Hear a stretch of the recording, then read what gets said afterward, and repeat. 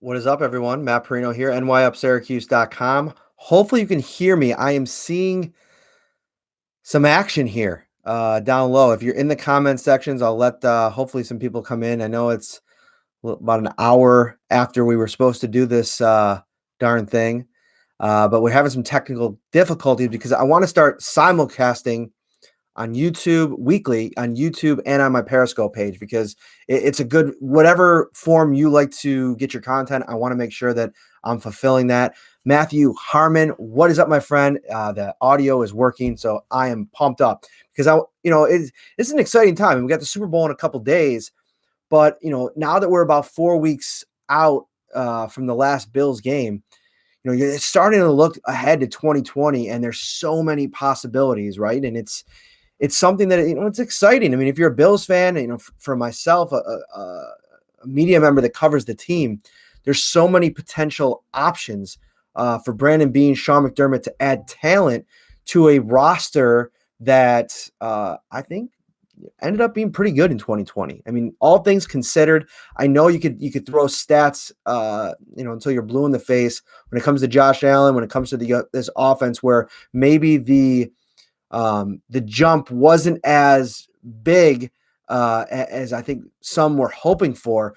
But I think if you just take some of the, some details from this season, what they were able to do with the second-year quarterback, a raw player in Josh Allen, win 10 games, go on the road in the playoffs and compete, should have won the game. I think there's a lot to be excited about. But let's talk about the future. Jonathan asks, Matt, will you do a mock draft? I will do a mock draft, indeed, after the Super Bowl. So I'm going to be working on that this weekend. And I've actually been watching a lot of the wide receivers. I've gotten started on that. And the one name I want to bring up, and I was going to start with Greg Olsen, but let's start with Laviska Shenault, because this guy, I think, is going to end up being a pretty good fit for the Bills. You look at the offense now, and you have John Brown, and you have Cole Beasley, you have Dawson Knox and Devin Singletary. I think those are your big four that are pretty much, set to be starters in 2020. And then you look at the offense as a whole around those players. And I think that the areas where they can add are, the Duke Williams role, the number 2 role, where they had Robert Foster in at times as well, and Isaiah McKenzie, that role where kind of like do everything type of guy, a guy that could catch the ball, can run the ball out of the backfield. And you go and watch Laviska Shenault out of Colorado. I think one draft expert called him a Swiss Army knife because he can kind of do everything. He seems like the kind of guy that I think the Bills are going to really like for a couple of reasons. Number one, position flexibility.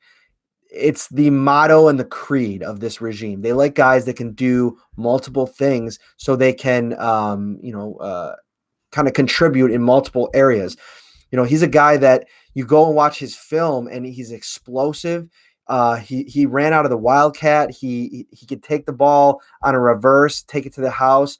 He's really sudden in his movements. At least that's what, I'm no draft Nick or like a film expert, but that's something that I look for because I think that as good as Isaiah McKenzie has been, undrafted free agent, they went out and signed off waivers from the Denver Broncos, filled a role, did a good job. I think there's that role is interesting in Brian Daboll's offense. I think that Brian Daboll's a creative guy that once he's able to get the ball in the hands of his playmakers, I think good things can start to happen. And I think that Isaiah McKenzie, as good as he was, there's room to improve that role. And Shenault is a guy that I think fills that wide receiver need and also gives you plenty of options. Now, and I want to answer some questions. So if you have a question, comment, anything that I say, throw it in there. I will get to it. Hang with me. But I want to talk about a couple things. With Shenault, I think that he also, you got to look at this from the front office perspective and listen to what, Brandon Beane and Sean McDermott offer. I kind of think that there's a checklist when it comes to how they go into a draft and how they're looking, at how they're valuing players. Sure, they could be a great player. I mean, you look at Jerry Jeudy out of Alabama, Henry Ruggs out of Alabama, CeeDee Lamb out of Oklahoma, T. Higgins out of Clemson. Elite playmakers, right? I mean, physical tools, physical gifts, speed, size, in certain situations. They got to check the boxes though, and they got to be a culture fit. Everybody jokes about the process. Well, it's a real thing, and it's something that Brandon Beane and Sean McDermott are going to look for guys that fit not only what they do from a production standpoint on the field, but also that they check the boxes of being a guy that will come in, loves to play the game. That's a big thing on their checklist. And because of that passion, will work hard, practice habits are important. So we'll get a chance to see that over the next couple of months. And I suggest that, do what I want to do. I mean, dive in on these guys, go and figure out, what their coaches have said about them in articles. I see Jonathan with a question here, and Daniel as well, both on Laviska Shenault. Can Shenault be a number one wide receiver, or is he more of a number two receiver? And Jonathan writes, Shenault scares me that he could be Watkins 2.0. There is some injury concerns with Shenault. He did suffer an injury. It's escaping me at the moment. And also because of his style, can he be a wide receiver one is a good question. But here's something that I think is interesting. You got to look around the league at some of what's happening. I don't know if Tyreek Hill coming into the league, as talented as he was, I think you might have had the same questions about him. Now, I talked to Russell Brown at Cover One. Shout out to Cover One guys. They do a great job. Russell Brown on the Jerry Sullivan show recently.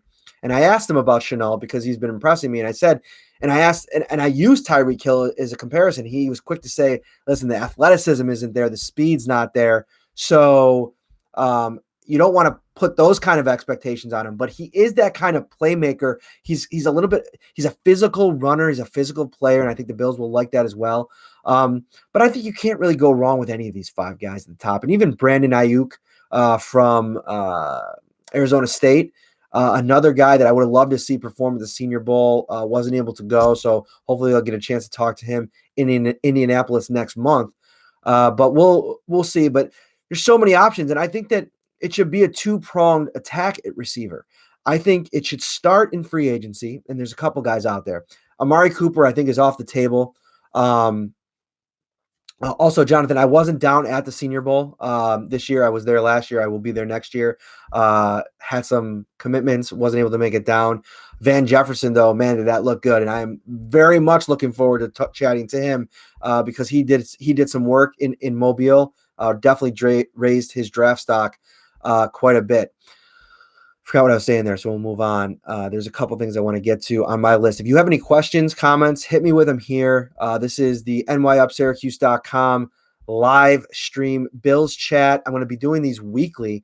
I want to simulcast them on YouTube and on Periscope. Hopefully this works a little bit better next week. We don't have the technical difficulties, but we'll go from there. Losing Lorenzo Alexander is kind of big. Matthew Harmon writes, do you think the Bills replace him with a vet or as well as a draft pick? No. And I do think they'll replace him with a vet. Justin, I'll hit your question next. I do think that they'll hit free agency for the Zoe replacement, at least partially. I think they like what they have in a young nucleus with, and I shouldn't say not nucleus, but a young package of players in Corey Thompson, who I think played pretty well in his rookie season out of LSU, was injured last year a bit, didn't get a chance when Matt Milano went down because he was injured as well. And then they also like the rookies, Vashawn Joseph out of Florida. He was on IR all season, recovering from, I think it was a lower body injury. I can't remember what it was. He was out for the season, missed it.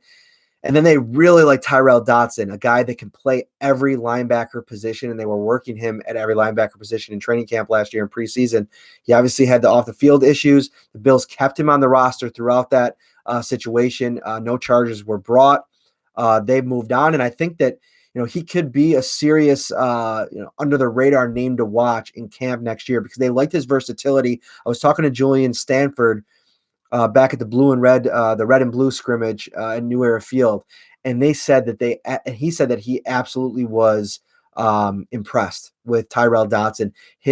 As a rookie, usually they don't ask linebackers to play multiple positions as a rookie because it's difficult. You go back to Tremaine Edmonds' first season and how difficult it was for him to, not only was he transitioning from outside linebacker in college to middle linebacker, but learning a whole new position, and arguably one of the toughest in the sport, probably just behind quarterback. So They really like Tyrell Dotson. That's a name to watch.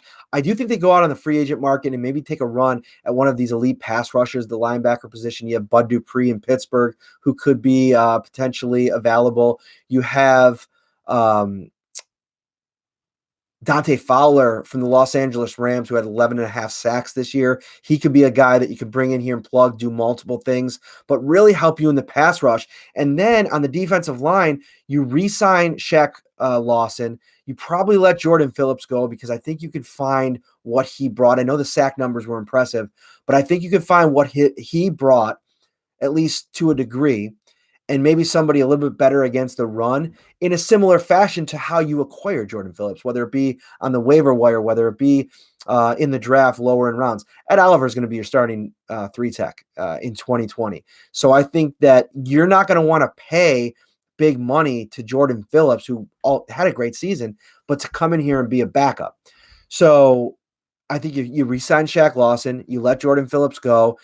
What you do with Trent Murphy remains to be seen. It depends on how big of a swing you're able to take in free agency. If you can go out and get a Yannick Ngakoue, a Bud Dupree, a Dante Fowler, somebody that's going to cost northwards of $10 million a season, and in some cases closer to $20 million a season, if we're talking about Ngakoue, I think you let Trent Murphy go, save the $6 to $7 million.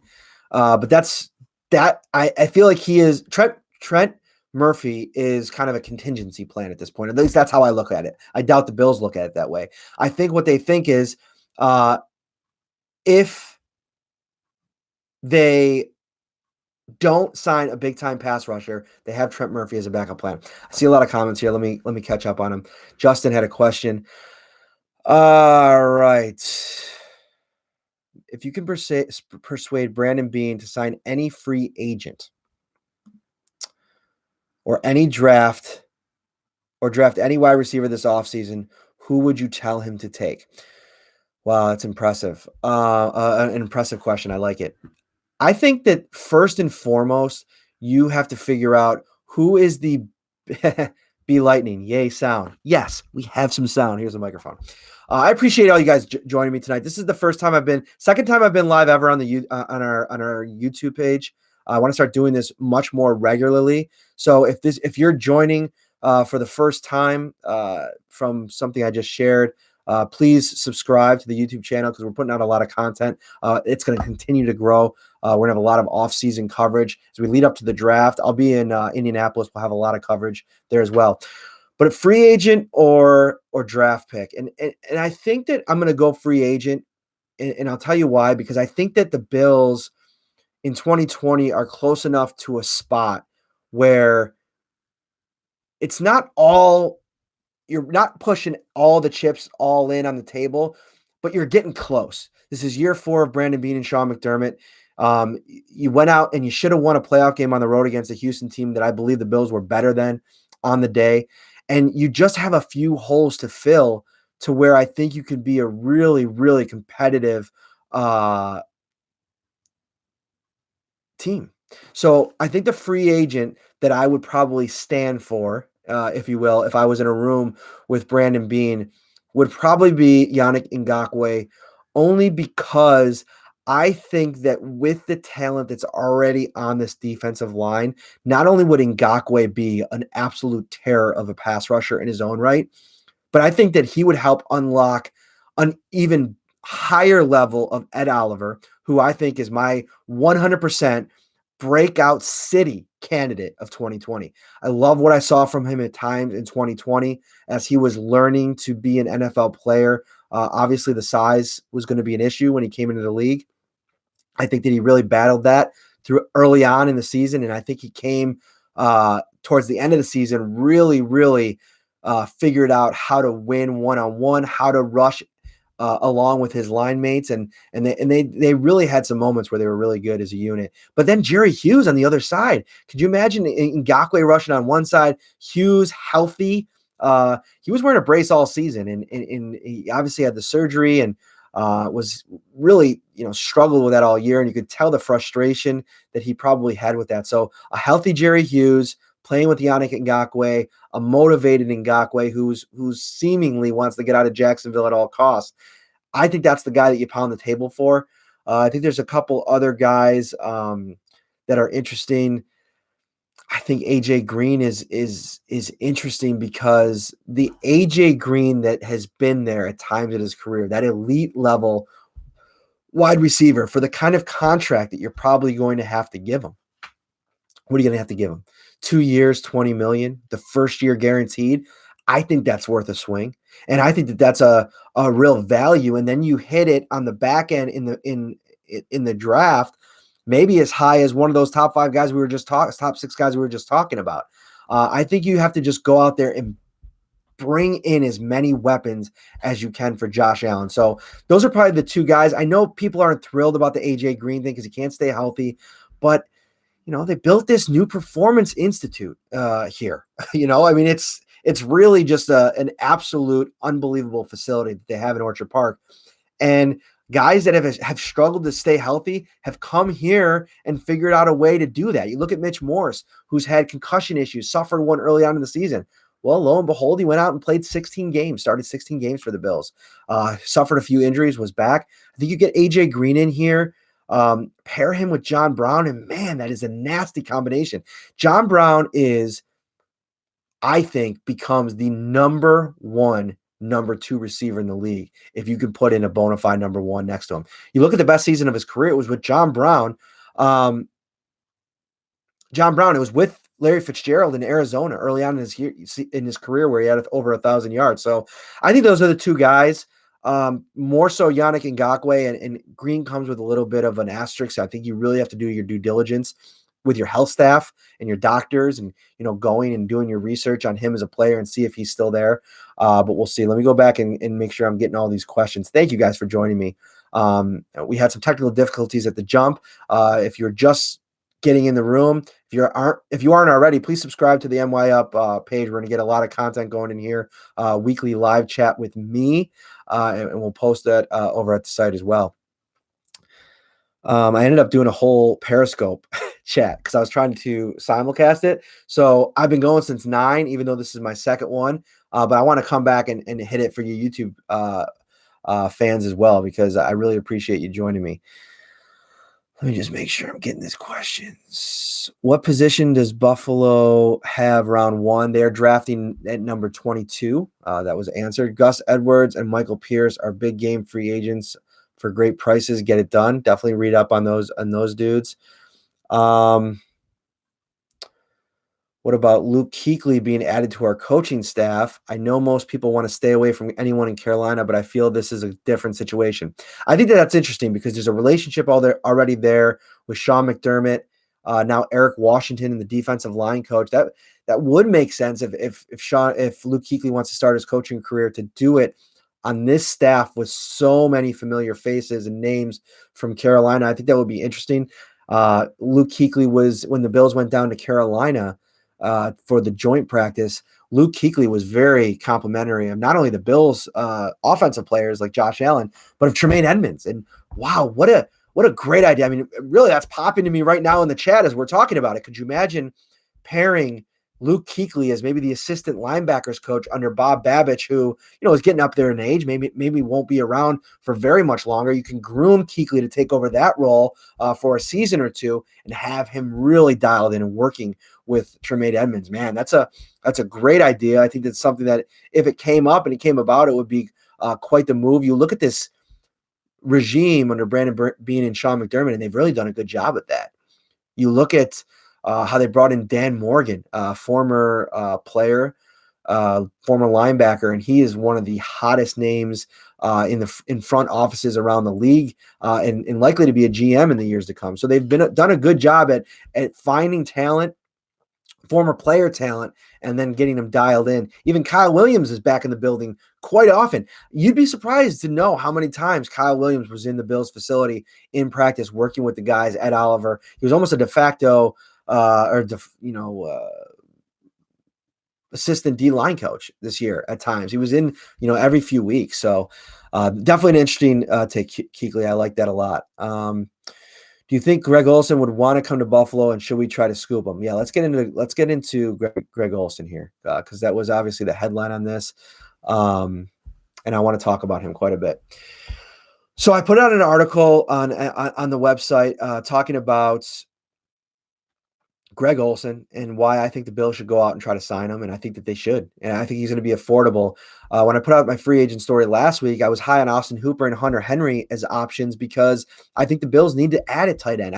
Dawson Knox is a great young talent, and he could end up being the guy, and I'm here for it. I think that he's going to be the tight end one next season.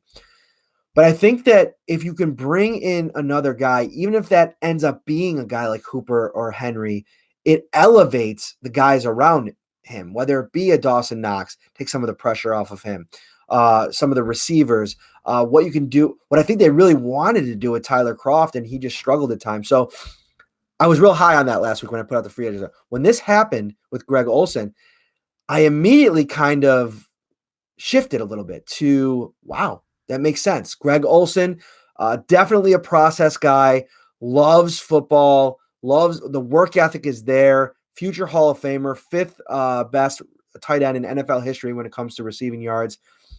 It makes sense. And he, not only what he does from a production standpoint, 500 yards last year, 2 touchdowns, 52 catches, which, by the way, that stat line, 52 grabs and 500 plus receiving yards, that's more than the entire tight end room combined for the Bills last season. So putting that in perspective, 13th season in the NFL, Greg Olsen can still get the job done on the field. But what he really does bring is the experience. And I know what you're going to say too. Well, didn't Lee Smith bring that? Of course he did. And who's to say that he won't remain on the roster? That's, there's a lot of cap room here. We're talking about 80 plus million. But I think that when you talking about a guy like Greg Olsen, the experience that he brings in is different. There's only been 5 guys that have caught, have more receiving yards at the position in NFL history than Greg Olsen. So he's an elite club. He brings in a different level of experience and understanding for the game. He was very successful in how he was able to work with Cam Newton, obviously Josh Allen, comparisons to Cam Newton often, big, mobile, strong-arm quarterback. And I think that a safety blanket like Greg Olsen would do wonders for Josh Allen. And I think that Dawson Knox can learn from him. At times, the sure-handedness of Dawson Knox was brought into question this season. He had some really costly drops at times. So I think to bring in a guy like Greg Olsen at, a contract that's probably going to be pretty affordable compared to what Austin Hooper is going to command, which is going to be close to $11 million per season, which I just can't see Brandon being, ponying up for that. Hunter Henry is going to probably be at about 8 to 9, maybe more based on his potential. I mean, he's got tight end one, serious tight end one potential. But I think that Greg Olsen just makes sense from what he brings and what the impact he can have on all rooms. And I think that's what Frank Gore did last year. Even though that the production wasn't there down the stretch, what Frank Gore brought as a leader in that room impacted the offensive line, impacted the receivers, impacted Josh Allen, impacted Devin Singletary. And so those kind of guys are rare to be able to pluck those kind of guys off rosters. And I think that the connections are there. So I think that Greg Olsen could be the play. And then you roll with, I'm super high on Tommy Sweeney. I think that in a world where you had to go into 2020 with Dawson Knox as tight end 1 and Tommy Sweeney as tight end 2, good with me. I think the Bills will be fine in that scenario. Tyler Kroft is he throws the wrench into the whole thing because I like Tyler Kroft. I think that he has potential. I think that, given a full training camp and if he could stay healthy, maybe I would like to see what he could show.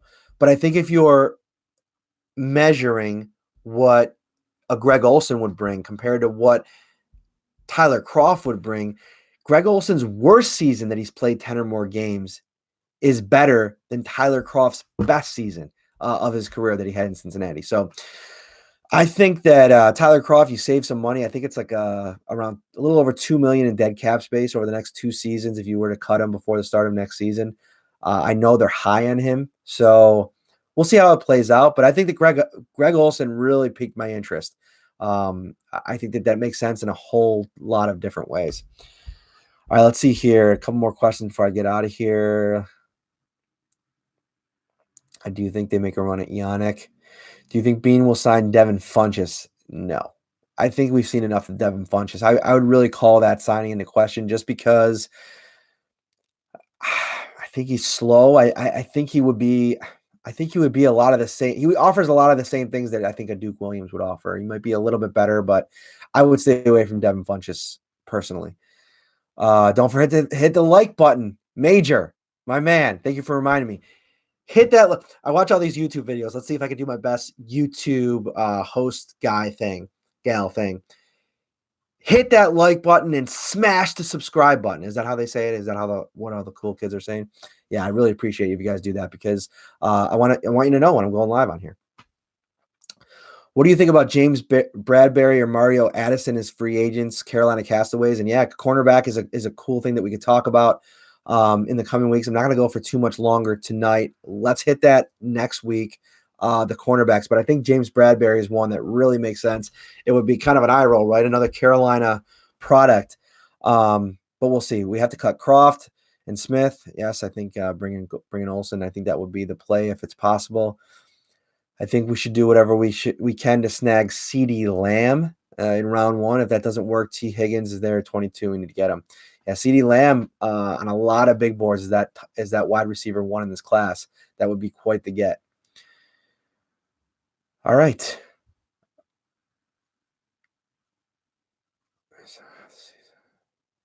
Daniel asked about Greg Olsen. We'll hit that before we go. Can he stay healthy? Jonathan said no, he can't. We'll see. He played 14 games in 2019. I think he can. That was more. He played more games in 2019 than Tyler Croft did. And I think coming here and what they can do for him physically and for his body, I'd be interested to see it. I just think the upside there with Greg Olsen from a production and experience and leadership standpoint far outweighs what I think Tyler Croft can bring. I think we could all agree on that. And I think it's worth a chance, even if he can't stay healthy. But we'll see. Let's talk more about it next week. I'll be right back here. Wednesday or Thursday. Follow me on social media, Twitter, at Matt Parrino. I'm on Facebook at Matt Parrino Buffalo Bills coverage. Find me there. I'm also on Instagram if you really like that. And you can follow NY Up Bills coverage. My guy Ryan Talbot at Ryan Talbot Bills. He's on Twitter. And then at Bills Updates on Twitter. And then Buffalo Bills NY Up on Facebook. This little logo will appear when you find it. Follow us all there, and you will get blasts when I'm going live. And I'll kind of try to keep you in the loop. I'm on Twitter, so if you follow me there, DM me anytime if you have any questions. If you ever want to know when I'm going live, I'll send you a little DM on there so you can participate. This was a whole lot of fun. Let's do it again next week. Thank you so much for joining me. Take care, guys.